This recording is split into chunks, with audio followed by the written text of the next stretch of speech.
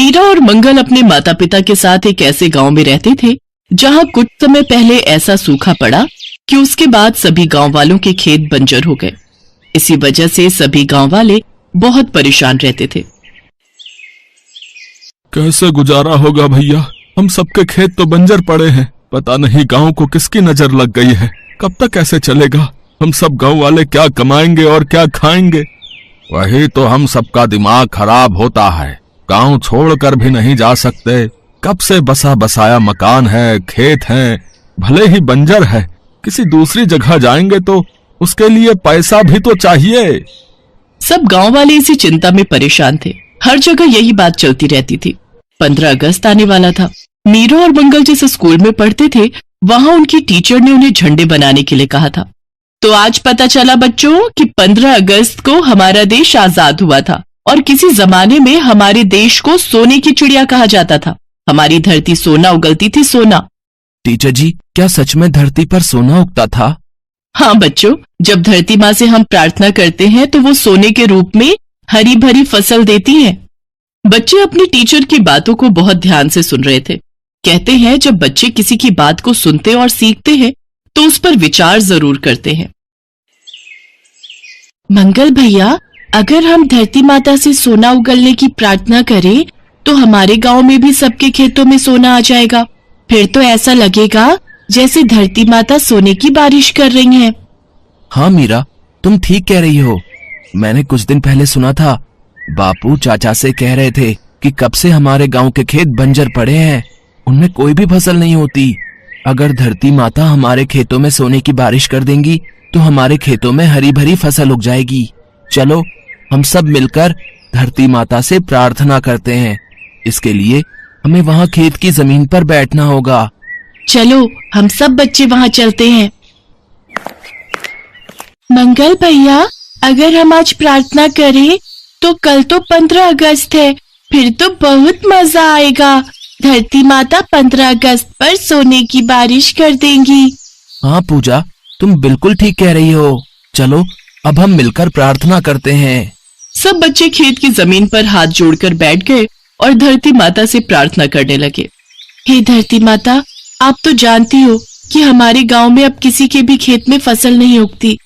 हमें टीचर जी ने बताया है कि अगर हम आपसे प्रार्थना करें तो आप सोना देती हो। आप हमारे खेत हरे भरे करती हो। हमारे खेतों में भी सोने की बारिश कर दो माँ। हाँ धरती माँ, हमारे खेतों में सोने की बारिश कर दो। धरती माँ, हम सब बच्चे आपसे प्रार्थना कर रहे हैं, हमारी प्रार्थना सुन लो। मासूम बच्चों की प्रार्थना धरती माता सुन लेती है और बच्चों के सामने प्रकट होती है। बच्चों, मैंने तुम्हारी करुण प्रार्थना सुन ली है। कल 15 अगस्त के दिन आसमान से सोने की वर्षा होगी। जैसे ही वह सोने के कण गांव की धरती पर गिरेंगे, इस गांव से सूखा हमेशा के लिए समाप्त हो जाएगा और बंजर जमीन हरी भरी खेत में बदल जाएंगी। आपका बहुत बहुत धन्यवाद धरती माँ, आप बहुत अच्छे हो। धरती माता अंतर्ध्यान हो जाती हैं। अगले दिन सब बच्चे अपने स्कूल में 15 अगस्त का झंडा लहरा रहे थे। उसके पश्चात सबने मिलकर राष्ट्रीय गान गाया। तभी आसमान से सोने की बारिश होने लगी। सब गांव वाले खुशी से उछल पड़े। अरे सरजू भैया, अकेले अकेले सारा सोना उठा रहे हो। रुको, ऐसे नहीं चलेगा, मैं भी सोना भर के लेकर जाऊंगा। अरे पूजा की माँ, पीछे हटो, ये थैली मेरी है, मैं इसमें सोना भरकर घर ले जाऊंगी। अरे ऐसे कैसे, पहले मैं लेकर जाऊंगी। सभी गांव वालों ने सोना बटोर कर अपने लिए जमा करना शुरू कर दिया। इस कारण आपस में सब बहस पर उतर आए। पर ये क्या, सोने के जो कण गिर रहे थे वो गायब हो गए। अरे सोना कहाँ गया? अभी तो सोने की बारिश हो रही थी। हाँ, और जो हमने सोना जमा किया था वो भी गायब हो गया भैया। ये सब कैसे हुआ? तभी वहाँ धरती माता प्रकट होती हैं। गायब इसलिए हुआ क्योंकि तुम सब लालच में आकर सोने को अपने लिए जमा कर रहे थे, पर इन बच्चों ने ऐसा कुछ नहीं सोचा। ये बच्चे पूरे गांव की भलाई चाहते थे, इसलिए मैंने इन बच्चों की प्रार्थना सुनकर इस गांव को फिर से हरा भरा करने के बारे में सोचा। पर अब तुम सबके लालच को देखकर मैं ऐसा कुछ भी नहीं करूंगी। इस गांव की जमीन बंजर ही रहेगी। कभी इस गांव के खेत हरे भरे नहीं होंगे क्योंकि तुम सब लालची हो। हमें माफ कर दो धरती माता, हमसे गलती हो गई, हम सब लालच में आ गए थे। हाँ धरती माता, हमें क्षमा कर दो, हमसे गलती हो गई। अब हम कोई लालच नहीं करेंगे। आज इन बच्चों की प्रार्थना की वजह से हमारा बंजर गांव फिर से हरा भरा होने वाला था, पर हम सब की गलती की वजह से इन बच्चों की प्रार्थना विफल हो जाएगी। हम सब कितने गलत हैं। धरती माता, हमारे माता पिता और इन सब गांव वालों को माफ कर दो और हमारे खेत हरे भरे कर दो। हाँ धरती माता, आपने हमें वादा किया है कि आप हमारे खेत हरे भरे जरूर करोगी। ठीक है बच्चों, मैं तुम्हें निराश नहीं करूंगी। आज आजादी का दिवस है, आज 15 अगस्त है। आज के दिन मैं सभी गांव वासियों को हरियाली और खुशहाली का आशीर्वाद देती हूँ।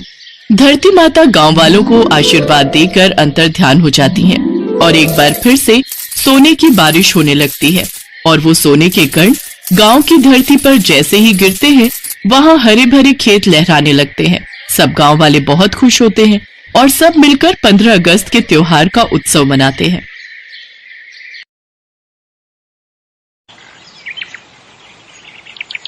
कोमल नाम की एक अनाथ बच्ची खानपुर गांव में एक छोटी सी झोपड़ी में रहती थी।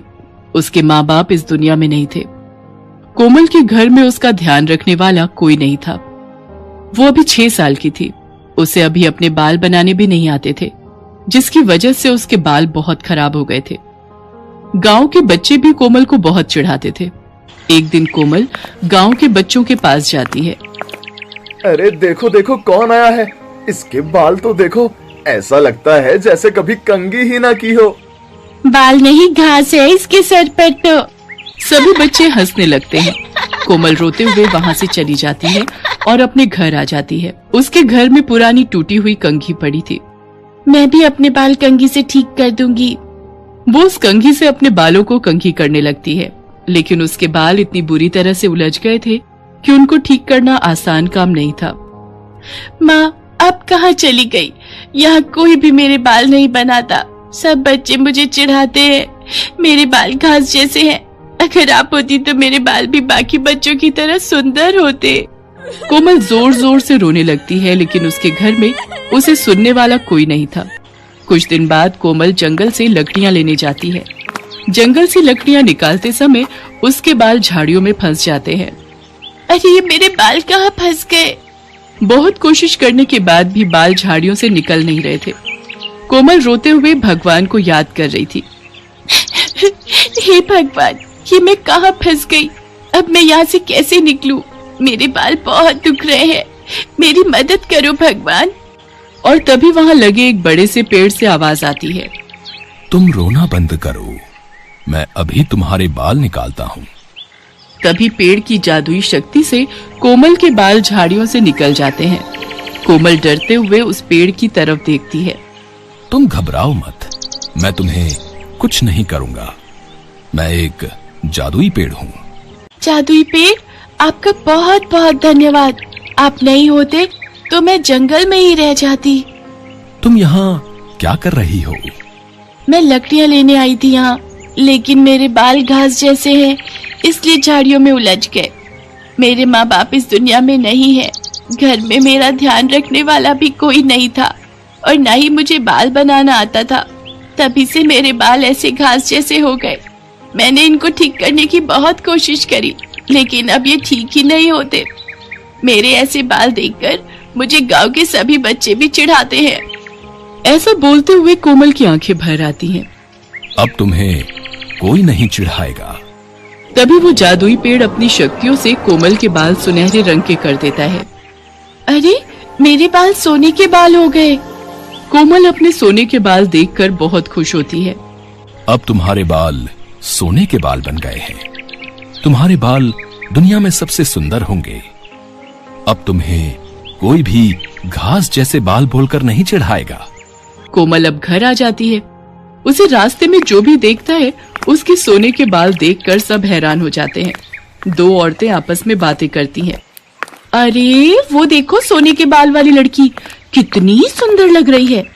अरे ये तो कोमल है। इसके बाल तो घास के जैसे थे, इसके बाल इतने सुंदर कैसे हो गए? गांव में चारों ओर सिर्फ कोमल के बालों की ही चर्चा हो रही थी। कोमल भी अपने सुनहरे रंग के बालों को देखकर बहुत खुश थी। सब लड़कियां कोमल से बालों का राज पूछती हैं। ऐसे ही समय बीतता गया और कोमल भी अब जवान हो गई। सुनहरे बालों के साथ उसकी जवानी और भी निखर कर आती थी। अब वो बहुत सुंदर हो गई थी। एक दिन दूसरे राज्य का राजा भी खानपुर गांव के जंगल में शिकार करने आया था। शिकार करते करते राजा अपने सिपाहियों से अलग हो जाता है। तभी राजा को एक हिरन दिखाई देता है और उसके साथ हिरन का बच्चा भी था। राजा उन लोगों का शिकार करने उनके पीछे भागता है। हिरन अपने बच्चे को साथ लेकर भाग रहा था, लेकिन हिरन का बच्चा झाड़ियों में उलझ जाता है, जिसकी वजह से वो भाग नहीं पा रहा था। अपने बच्चे को ऐसे देखकर हिरन भी वहीं रुक जाता है। पीछे से राजा देखता है हिरन का बच्चा वहीं फंस गया है। अब कहाँ जाओगे अपने बच्चे को छोड़कर? अभी बताता हूँ। तभी अचानक कोमल भी वहां आ जाती है।